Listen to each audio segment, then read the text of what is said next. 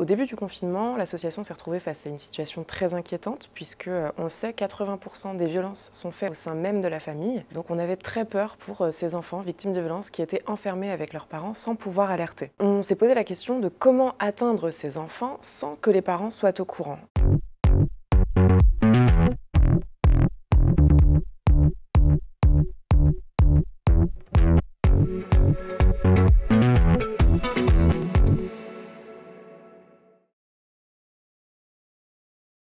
Lorsqu'on a créé Undercover Avatar, lorsqu'on a eu cette idée, on partait de deux constats. Le premier, c'est que les enfants, avec le confinement, allaient être prisonniers chez eux, prisonniers de leurs bourreaux, puisqu'ils ne pouvaient pas aller à l'école, dans leur club de sport, etc. Le second constat, c'est qu'ils allaient passer beaucoup plus de temps sur leur console, sur leur mobile, sur leur ordinateur. En mêlant en fait, ces deux constats, on s'est dit qu'il fallait qu'on aille les aider, leur ouvrir un canal de parole, de discussion, à l'endroit où ils allaient passer le plus de temps, c'est-à-dire les jeux vidéo. C'est cette idée qu'on a été présentée à l'association L'Enfant Bleu. On leur a proposé de faire ça dans Fortnite, parce que c'est un jeu qui est sur un modèle freemium, donc qui est gratuit, accessible à tous, sur toutes les plateformes, et qui est aussi le jeu qui est le plus joué par cette génération, les jeunes, les enfants, les adolescents. Et donc le principe était simple. Pendant plus d'un mois, on a un personnage que l'on a créé dans le jeu. Ce personnage, il se promenait en fait dans le jeu sous forme d'un ange bleu et il était possible de lui parler et de venir lui confier son mal-être, le fait qu'on soit harcelé ou qu'on soit victime de maltraitance.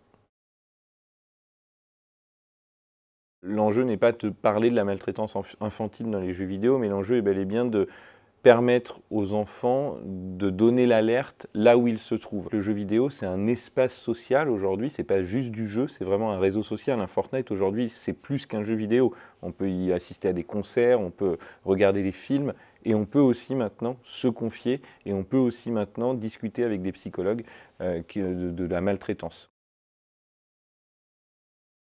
On a été une des premières agences en France à se lancer sur le territoire du gaming il y a plus de 7 ans maintenant, en nommant un Head of Gaming and eSport chargé de développer en fait ce territoire sur nos clients et sur les prospects. Ça a pris du temps et en fait le Covid nous a permis justement d'accélérer et en fait toute l'expérience qu'on a accumulée depuis de nombreuses années sur ce territoire a fait en sorte qu'on a pu accompagner ces marques et ces associations dans leurs premières expériences autour du gaming et de l'eSport. Au début du confinement, l'association s'est retrouvée face à une situation très inquiétante puisque, on le sait, 80% des violences sont faites au sein même de la famille. Donc on avait très peur pour ces enfants victimes de violences qui étaient enfermés avec leurs parents sans pouvoir alerter. On s'est posé la question de comment atteindre ces enfants sans que les parents soient au courant. Et c'est comme ça que Havas est venu nous voir avec cette idée superbe d'aller là où les enfants sont sans leurs parents, c'est-à-dire les jeux vidéo.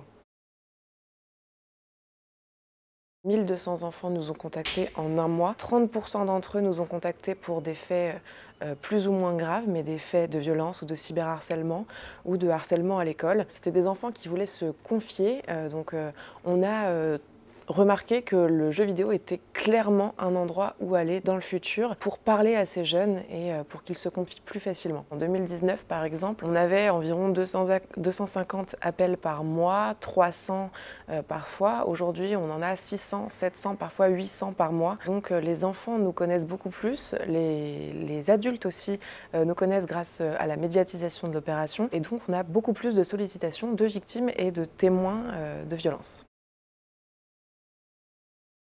On a réuni le secrétaire d'État à l'enfance et aux familles, Adrien Taquet, la justice, la police judiciaire et les éditeurs de jeux en ligne, évidemment, Havas qui est présent également. On essaye de créer quelque chose qui soit viable dans le temps, donc on est en discussion avec les éditeurs pour cela. On ne peut pas trop en dire encore, mais il y a beaucoup de solutions qui commencent à émerger et on a beaucoup d'espoir envers ces dispositifs.